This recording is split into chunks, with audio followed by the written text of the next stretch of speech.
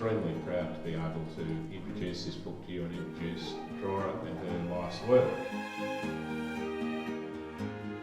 Thank you everyone for coming here. It's amazing to celebrate this amazing achievement that Dora has put together.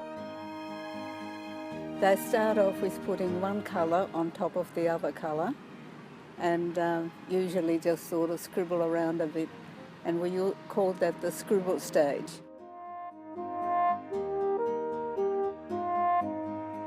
And then I noticed that they were separating the colours in sort of coloured patches, not covering the whole page at first, but just sort of all over the place a bit.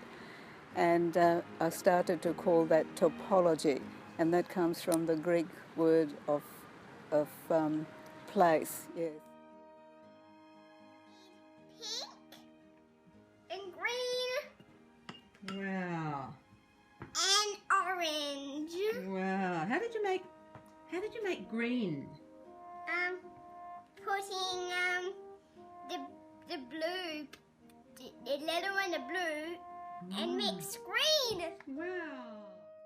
Eventually they get into pattern making, and I'll notice that happens because in the topology stage they eventually cover the whole page with paint, and when they get to the edge of the paper they might make one line.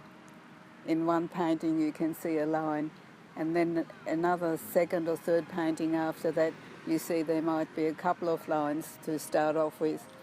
And they internalise that, and then they start to repeat the lines, maybe 3 colours, and keep on going, repeating and repeating and repeating until they get to the end of the paper. And I started to call that pattern making, of course. Now, eventually they seem to get into dividing the space. They start off a diagonal line, and then they might go to the top of the right-hand corner and do another line. And then one day they might actually put in a vertical line as well and a horizontal line.